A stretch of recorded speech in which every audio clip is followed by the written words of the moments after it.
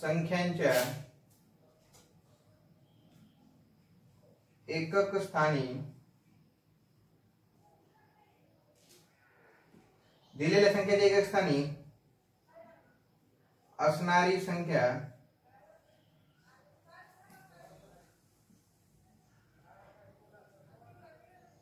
तिची दुप्पट करून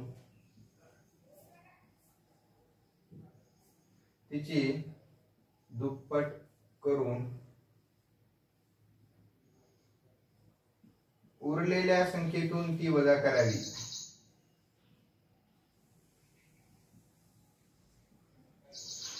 उरलेल्या संख्येतून ती वजा करावी।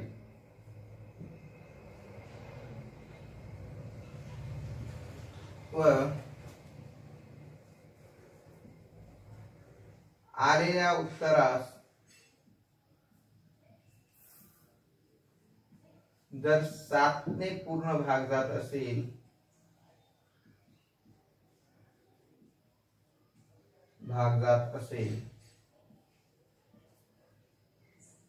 तर त्या संख्येस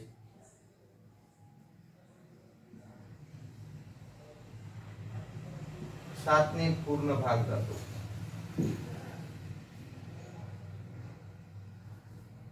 ओके,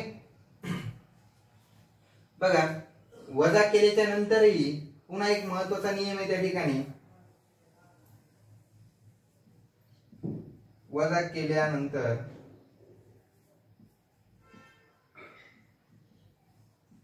त्यातील फरक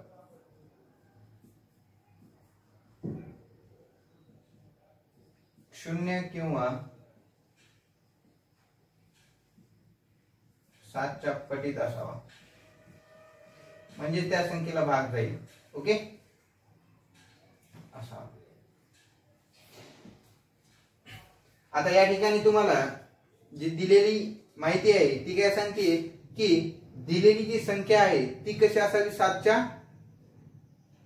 एकक स्थानची जी संख्या आहे त्या एकक स्थानच्या संख्येला आपण दुप्पट करायचंय अगोदर, फक्त एकाच अंकाला। त्या अंकाला ज्यावेळेस आपण दुप्पट करू तो अंक उरलेल्या अंकातून काय करायचा आहे, वजा करायचा आहे। मग आलेली वजाबाकी ही जर 0 असेल किंवा 7 च्या पटीत असेल तर त्या वजाबाकीला 7 ने पूर्ण भाग जाईल, आणि जर 7 ने जर पूर्ण भाग गेला तरच आपण ती 7 ची पूर्ण भाग जाणारी संख्या, 7 ने पूर्ण भाग जाणारी संख्या आहे असं म्हणू शकतो। ओके, चला तर या ठिकाणी आपण एक संख्या घेऊया, 167। ओके, 167 ला 7 ने पूर्ण भाग जातो का, पहा। मग या ठिकाणी 167 ला जर 7 ने पूर्ण भाग जायचा असेल तर या ठिकाणी जी दिलेली संख्या आहे ती कोणती आहे, 14। 7 ला जर आपण या ठिकाणी दुप्पट केले तर किती होते एवढ्या, 14। म्हणजे या 16 ला 14 मधून जर वजा केले तर किती राहतात, 2। म्हणजे ती न 0 बाकी उरते न 7 च्या पटीत असणारी संख्या उरते, म्हणून आपण या ठिकाणी ही संख्या घेऊ शकत नाही। ओके, आता 7 ने पूर्ण भाग जाणारी संख्या अशी जर घेतली आपण तर या ठिकाणी 7 7 7 ही आपल्याला माहित असणारी संख्या आहे। ही डायरेक्टली घेऊन पाहूया, आपल्या नियमानुसार बसते का ते पाहूया। या ठिकाणी 7 आहे, त्या ठिकाणी 7 आहे, त्या ठिकाणी 7। ओके, मग या एकक स्थानी अंकाला काय करूया आपण, त्याची दुप्पट करूया। किती होते, 7 दोन्ही 14। आता त्या 7 दोन्ही 14 ला केलेली जी दुप्पट संख्या आहे ती काय सांगतात, दुप्पट करून उरलेल्या संख्येतून, मग उरलेली संख्या कोणती आहे, 77। या 77 मधून ती काय करा, वजा करून घ्या। ओके, वजा जर केली आपण ती तर उत्तर काय येणार आहे आपलं, 7 मधून 4 गेले किती राहतात, 3। या ठिकाणी आपण 7 मधून 1 गेला किती राहील, 6। म्हणजे या ठिकाणी आपण 7 नम 63 या संख्येला एक तर 7 ने पूर्ण भाग देतो किंवा ते संख्येचं उत्तर फरक 0 असला पाहिजे किंवा 7 च्या पटीत असले पाहिजे, म्हणजे ती संख्या 7 च्या पटीत आहे, म्हणजे आपण या 7 ने या पूर्ण संख्येला पूर्ण भाग देऊ शकतो असं या ठिकाणी म्हणू शकतो। आता या ठिकाणी 4 अंकी जर संख्या आपल्याला एखादी घ्यायची असेल तर शक्यतो तो तुम्ही मनाने घेण्याचा प्रयत्न करत जा। बघा या ठिकाणी 1 6 14 1 7. ओके, एवढी संख्या घेऊया. म्हणजेच या ठिकाणी बघा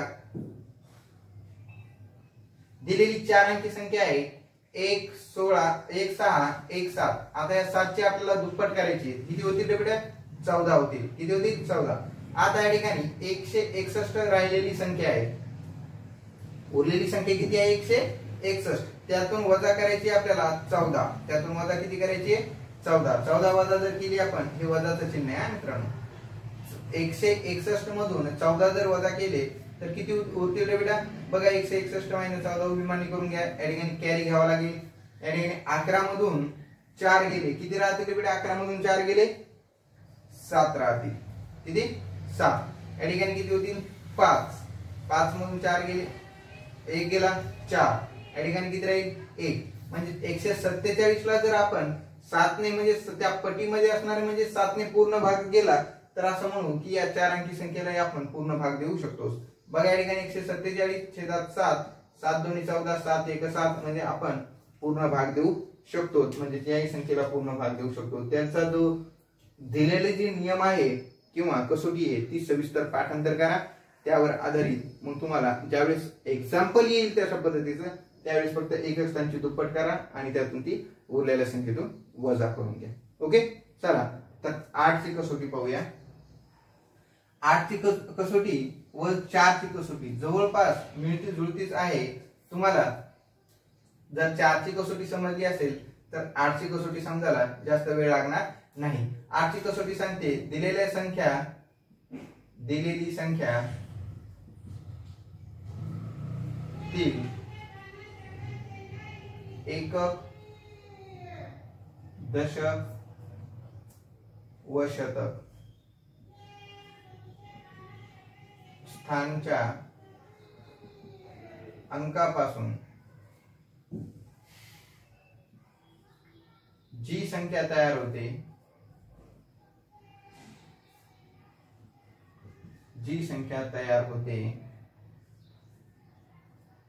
त्या संख्येस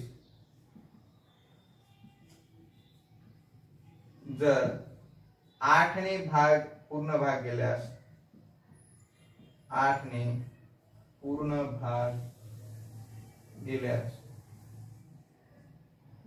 त्या संख्येस पूर्ण भाग जातो. त्या पूर्ण संख्येस 8 ने पूर्ण भाग जातो. ओके, बघा या ठिकाणी संख्या घेऊया 3 4 2 8 8. ओके, त्यानंतर 7 2 4 64 8. त्यानंतर 3 8 2 9 4 8. 34 56 8. आता या ठिकाणी दिलेल्या ज्या संख्या आहेत त्या संख्यांचे एकक स्थान, दशक स्थान व शतक स्थान हे पाहायचं आपल्याला. ओके, मग या ठिकाणी मी ही संख्या घेतलेली आहे ही समजण्यासाठी घेतली तुम्हाला की हे एकक स्थान, दशक स्थान आणि शतक स्थानच्या संख्येला 8 1 8 8 1 8 8 1 8 म्हणजे 8 ने पूर्ण भाग गेला. ओके, म्हणजे या पूर्ण संख्येला 8 ने पूर्ण भाग जातो. ओके, समजण्यासाठी या ठिकाणी सोपं एक्झाम्पल घेतलं होतं मी. आता बघा या ठिकाणी 72 46 48 ही 6 अंकी संख्या आहे. 7,24,648. एकक स्थान, दशक स्थान आणि शतक स्थान मिळून तयार होणारी संख्या आहे 648. ओके, 648 ला आता आपल्याला 8 ने पूर्ण भाग द्यायचा आहे. जातो का तो पाहायचा आहे. ओके, 8 सकून 48 8 8 64. 8 8 किती होतं तर बेटा 64. आता हे 8 खाली उरले 8 1 8 म्हणजे या संख्येला पूर्ण भाग जात आहे 81 ने. ओके, म्हणजे या संख्येला सुद्धा 8 ने पूर्ण भाग जायला पाहिजे. द्यायचं असेल तर एकदा देऊन पाहूया म्हणजे तुम्हाला या ठिकाणी 3 अंकी संख्यामध्ये गोंधळ होता कामा नाही. बघा या ठिकाणी 72 46 48. ओके, 8 ने 8 9 72 शून्याचा भाग देऊन 46 तयार करू. या ठिकाणी 46 झाले म्हणजे 8 चौक 32 8 पंचे 40. 8 पंचे किती होते रे बेटा 40 राहतील 6. 8 8 64 पुन्हा आणि या ठिकाणी पुन्हा 8 1 8. अशा पद्धतीने आपण 8 ने त्या संख्येला पूर्ण भाग देऊ शकतो. बघा या ठिकाणी नंतर या ठिकाणी 48 आणि 8 म्हणजे एकक दशक शतक म्हणजे 488 या संख्येला जर आपण पूर्ण भाग दिला तर या पूर्ण संख्येला भाग जातो. आता या ठिकाणी बघा 8 8 पंचे 40, 8 सकून 48 आणि राहतात 1, 8 1 8. ओके, म्हणजे या ठिकाणी बघा आता 56 8.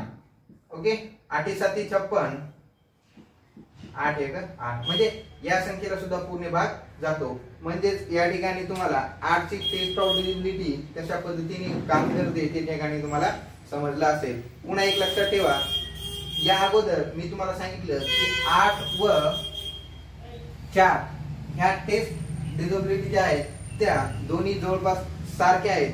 त्यामध्ये साम्य असं आहे की जर एक संख्या असेल आणि 3 शून्य असतील. ओके, आता 3 शून्य तुम्ही म्हणता सर या ठिकाणी तर एकक दशक शतक या स्थानाला 3 शून्य असतील तर त्या संख्येला 8 ने पूर्ण भाग जातो. 8 ने पूर्ण भाग जातो.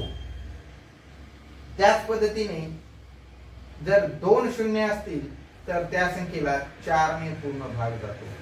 त्या संख्येला 4 ने पूर्ण भाग जात असतो. 2 शून्य असतील तर 4 ने जातो, 3 शून्य असतील तर 8 ने जात असतो. ओके, टेस्ट ऑफ डिझिबिलिटी 4 मध्ये एवढं तुम्हाला सांगायचं राहिलं होतं ते आता लक्षात ठेवा. ओके, आता आपण महत्वाची टेस्ट ऑफ डिझिबिलिटी 10 ची बघणार नाही, कारण की 10 ची टेस्ट ऑफ डिझिबिलिटी काय सांगते माहितीये का, ज्या ठिकाणी जर तुम्हाला एकक स्थानी शून्य जर दिसत असेल त्या ठिकाणी 10 ने पूर्ण संख्येला भाग जात असतो कोणत्याही संख्येला.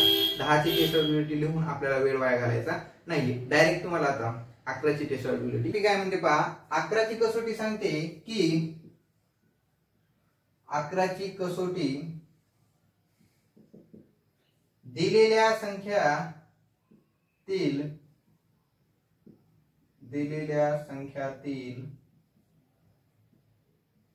दिलेल्या संख्यातील समस्थान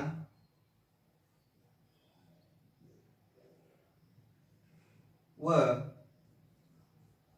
विषमस्थान च्या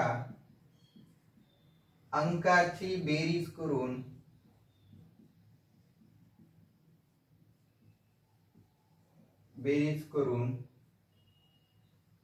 त्या बेरजेतील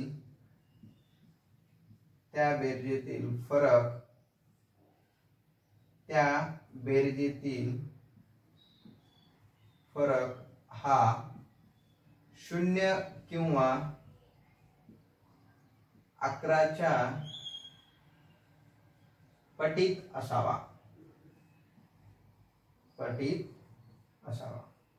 बघा या ठिकाणी 11 ची कसोटी सांगते तुम्हाला की दिलेली जी संख्या आहे त्या संख्येचे जे स्थान आहेत समस्थान आणि विषमस्थान. आता तुम्हाला हे समस्थान आणि विषमस्थान हे पहिल्या वेळेसच होत असेल बऱ्याचशा विद्यार्थ्यांना. ओके, मग त्यांचे place, odd place and even place या ठिकाणी आपल्याला त्या 2 प्लेस बघायच्या आहेत आणि त्या 2 प्लेसच्या अंक जे आहेत त्यांची अगोदर काय करायची, बेरीज करायची.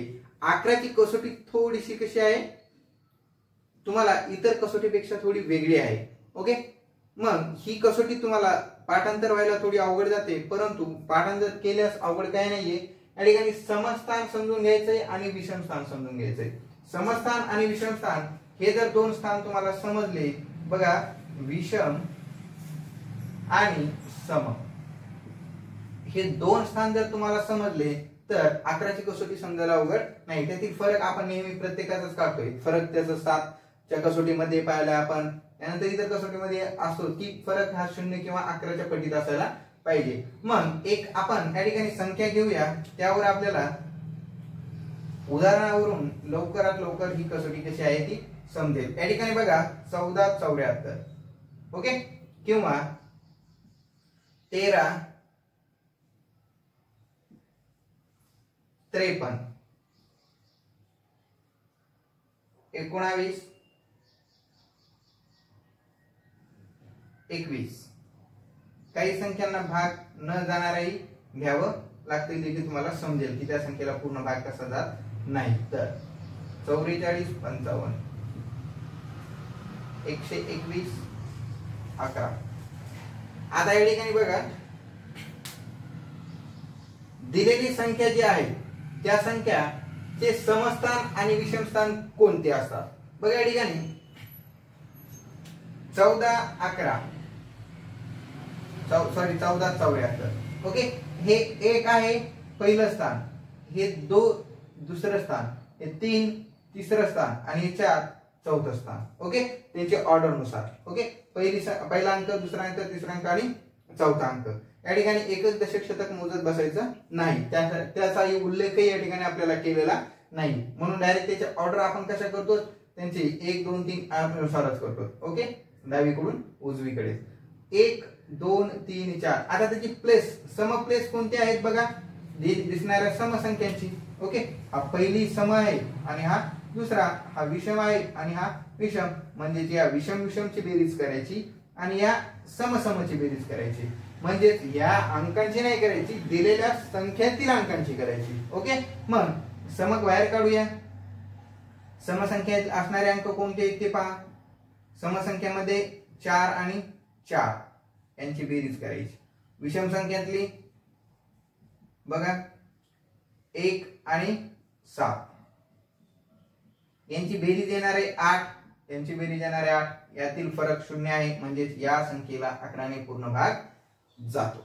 ओके, अशा पद्धतीने आपल्याला ही टेस्ट व्हेरीफाय करायची आहे. आता या ठिकाणी बघा सम 1 आणि 3. ओके, म्हणजे 1 आणि 5 6, ही 2 नंबरची आहे आणि 4 नंबरची आहे, म्हणजे ही समसंख्यांची प्लेस आहे. म्हणजे 3 आणि 3 6, म्हणजे 6 मधून 6 गेले 0. याही संख्येला आपण 11 ने पूर्ण भाग देऊ शकतो. आता या ठिकाणी बघा थोडस 1 आणि हा 3, म्हणजे 1 आणि 2 3, 1 आणि 1 2, सॉरी 9 आणि 1 10. यातील फरक 7 येतोय, म्हणजे आपल्याला या ठिकाणी 7 फरक पाहिजे का नाही, म्हणजे या संख्येला आपण 11 ने पूर्ण भाग देऊ शकत नाहीत. ओके, या ठिकाणी बघा 1 आणि 2, 3 आणि 2 5 आणि 8 आणि 4 12, 12. यातील फरक किती येतोय 7, म्हणजे या संख्येला सुद्धा आपण पूर्ण भाग देऊ शकत नाही. या ठिकाणी बघा 4 आणि 5 9, या ठिकाणी 4 आणि 5 9, 0 फरक येतोय, म्हणजे या संख्येला पूर्ण भाग जातो. ओके, आता या ठिकाणी बघा दिलेली संख्या 5 अंकी आहे, म्हणून याची एक प्लेस काय होणार आहे, वाढणार आहे. ती कोणती प्लेस वाढेल, अगोदर विषमने स्टार्ट होते, म्हणजे विषमची एक प्लेस काय झालेली आहे, वाढलेली आहे. वाढू द्या, काही प्रॉब्लेम नाहीये. 1 प्लस 1 प्लस 1. आता समची ही 2 आणि ही 4, 2 आणि 1 यांची बेरीज 3 येते, यांची बेरीज सुद्धा 3 येते, यांचा फरक 0 येतोय, म्हणजे या ठिकाणी आपण या संख्येला पूर्ण भाग देऊ शकतो. ओके, अशा पद्धतीने तुम्ही 11ची टेस्ट ऑफ डिलिबिलिटी सुद्धा छान प्रकारे समजून घेतलेली आहे. सम आणि विषम स्थान हे लक्षात ठेवायचं 11 नंबरच्या 11व्या टेस्ट ऑफ डिलिबिलिटी मध्ये. ओके, छान. बघा विभाज्यतेवर प्रश्न कसे विचारले जातात ते बघा. त्यातील एक प्रश्नाचा नमुना मी तुम्हाला घेणार आहे. तो नमुना बघा. या ठिकाणी प्रश्न कसा आहे, दिलेले स्टार असतात. ओके, 1 2 3 4 5 6 स्टार आहेत. या ठिकाणी किती स्टार आहेत, 6 स्टार. ही एक 6 अंकी विषम संख्या आहे. 6 अंकी विषम संख्या आहे, लक्षात ठेवा. सर्व स्टारची किंमत समान असताना पुढीलपैकी कोणती संख्या तिची विभाजक असतात. प्रश्न वाचते वेळेस तुम्हाला प्रश्नातला व्यवस्थित जे काही महत्वाचा गाभा आहे ना, तो समजून घेणं खूप गरजेचा असतो आणि तो तुम्हाला क्लिअर झाला पाहिजे, तरच तुम्हाला प्रश्न कमी वेळेत आपल्याला काय ऍक्च्युअली त्यामध्ये करायचं आहे ना ते समजलं पाहिजे. ओके, त्यासाठी प्रश्नाचं वाचन याची प्रॅक्टिस व्यवस्थित करा. ओके, वाटलं तर तुम्हाला कोणा जर प्रश्न वाचनामध्ये जर काही डाऊट्स असतील, होत नसतील व्यवस्थित, तर मला कमेंट्स मध्ये करा. मी तुम्हाला त्या ठिकाणी नक्कीच सांगेल की प्रश्नाचं वाचन कशा पद्धतीने करायचं. बघा दिलेले जे स्टार आहेत ते 1 2 3 4 5 6 स्टार आहेत. ओके, ही एक 6 अंकी विषम संख्या आहे. आता या ठिकाणी आपल्याला निश्चित काय करून घ्यायचं की दिलेली संख्या विषम संख्या आहे. ओके, फिक्स आहे. त्यानंतर सर्व स्टारची किंमत समान आहे. दिलेले जे अंक आहेत ते एक विषम संख्या असल्यामुळे जर समान असतील तर त्याचं एकक स्थान सुद्धा एक कसं असणार पाहिजे, विषमच असला पाहिजे. हे पण या ठिकाणी आता काय झालं, फिक्स झालं. ओके, असताना पुढीलपैकी कोणती संख्या किती विभाजक असू शकते. मग या ठिकाणी जर दिलेले सर्व विषम संख्या आहेत, मग या ठिकाणी आता ऑप्शन कडे व्हायचंय. दिलेली आपल्याला 2 पर्याय निवडायचे. ओके, मग या ठिकाणी 6 हे उत्तर अगोदर आपण काढूनच टाकायचं. का रे बेटा, मी पाहत्या क्षणी का काढलं, कारण की विषम संख्या आहे आणि आपल्याला 6 ची कसोटी काय सांगते, ती एक समसंख्या असावी किंवा 3 ने पूर्ण भाग जाणारी असावी. म्हणजे किंवा नाही, 6 एक विषम संख्या किंवा 2 ने किंवा 3 ने भाग जाणारी संख्या असावी. मग या ठिकाणी समसंख्या नाहीये, म्हणजेच या ठिकाणी 6 चा विषय या ठिकाणी सोडून द्यायचा. या ठिकाणी ही विषम संख्या आहे. या ठिकाणी काय आहे, विषम संख्या आहे. म्हणजेच या ठिकाणी ज्यावेळेस 8 ने आपण जर पूर्ण भाग देत असतो तर ती 8 8 8 3 एकक दशक शतक स्थान पासून जी संख्या तयार होतात त्या संख्या या कशा असल्या पाहिजे रे मित्रांनो, 3 अंकी संख्यापासून तयार झालेली संख्या 8 ने विभाजित असली पाहिजे. बरं, या ठिकाणी प्रश्न दिलेला आहे. प्रश्न डायरेक्टली कशा पद्धतीने सॉल्व्ह करायचा पर्यायावरून हे मी तुम्हाला आता एक्सप्लेन करतोय. उत्तरही आपण कशा पद्धतीने फाइंड करायचं ते या ठिकाणी पाहणार आहोत. विषम संख्या आहेत म्हणजे या ठिकाणी निश्चितच 1 1 1 1 ही संख्या असू शकणार आहे. ओके, 6 अंक झाले. 3 3 3 3 ही संख्या असू शकणार आहे. 5 5 5 5 5 ही संख्या असू शकणार आहे. या ठिकाणी 7 7 7 7 7 ही संख्याही असू शकणार आहे किंवा 9 9 9 ही संख्या असू शकणार आहे त्या ठिकाणी. ओके, मग या ठिकाणी याच्या व्यतिरिक्त पुन्हा कोणती संख्या असू शकते का, ती नाही, कारण की अंक समान आहेत. अंक कसे आहेत, समान आहेत. अंक समान आहेत म्हणून याच्या व्यतिरिक्त असू शकत नाही. 5 चा विषय सोडून द्यायचा, कारण की 5 ची टेस्टॅबिलिटी म्हणते जर एकक स्थानी 5 असतील तरच मी त्या संख्येला भाग देईल. पर्यायामध्ये 5 नाही, 5 चा विषय काय करायचा, सोडून द्यायचा. त्या ठिकाणी 1 चा विषय या ठिकाणी काय होईल एवढा क्लिअर होईल, कारण की 1 ने भाग जाणारी संख्या पर्यायामध्ये नाही. राहिले आता 7 3 आणि 9. आपल्याला उत्तर 2 पर्याय शोधायचे. म्हणजे या ठिकाणी या 3 चा जर विचार केला तर 3 ने पूर्ण भाग जातो आणि त्यांची बेरीज किती येते, 1 2 3 4 5 6 6 अंकी म्हणजे 6 18. 18 ला 9 ने सुद्धा भाग जातो. ओके, 18 ला 9 ने सुद्धा भाग जातो. म्हणजे या ठिकाणी 3 व 9 हे उत्तर आपलं फायनल आपल्याला असायला पाहिजे. ओके, अशा पद्धतीने तुम्ही हे पर्याय सोडून पर्याय मधून ही संख्या आपण फाइंड करू शकतो. फक्त वाचन आपलं व्यवस्थित असलं पाहिजे प्रश्नाचं. ओके, अशा पद्धतीचे प्रश्न तुम्हाला स्टारवर डिपेंड भरपूर येत असतात. कसे, स्टारवर, जसे की आता या ठिकाणी दिलेली संख्या आहे 2 आहे, स्टार आहे. ओके, या संख्येला 2 ने पूर्ण भाग जाण्यासाठी पर्यायापैकी एक संख्या चूज करा.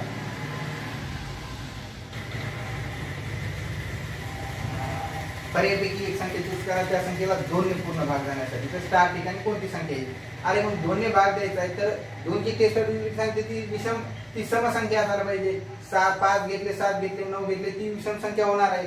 2 घेतले तरच ती समसंख्या होणार आहे. अशा पद्धतीने तुम्ही ओरली प्रश्न त्यांच्या टेस्ट ऑफ विजिबिलिटी वरून सॉल्व्ह करू शकता, कितीही अवघड जरी स्टारचा प्रश्न असला तरी. बघा या ठिकाणी 3 स्टार 9 3 या संख्येला 3 ने पूर्ण भाग जाण्यासाठी स्टारच्या ठिकाणी कोणती संख्या असावी असा प्रश्न दिलेला असतो. मग 3 ने पूर्ण भाग जाण्यासाठी आपल्याला 3 ची टेस्टॅबिलिटी माहित पाहिजे. जर त्या संख्येतील अंकाला जर 3 ने पूर्ण भाग गेला तर त्या पूर्ण संख्येला 3 ने भाग जात असतो. मग या ठिकाणी 3 त्रिक 9 9 दोन्ही 18. आता या ठिकाणी पर्याय जर दिले असतील 2 6 8 7, मग 18 अशी या ठिकाणी संख्या त्या ठिकाणी ऍड करायची की ती 3 ना भाग जाणारी असली पाहिजे. मग या ठिकाणी 7 जर ऍड केले तर 18 आणि 7 25 होतात, भाग पूर्ण जात नाही. 8 ऍड केले तर 26 होतील, भाग पूर्ण जात नाही. 2 ऍड केले तर 20 होतील, भाग पूर्ण जात नाही. 6 जर ऍड केले तर 8 आणि 6 24, 8 त्रिक 24, 3 ने पूर्ण भाग जातो. अशा पद्धतीने आपण टेस्ट ऑफ विजिबिलिटीचा उपयोग करून यावर आधारित कितीही प्रश्न सॉल्व्ह करू शकतो. ओके, चला.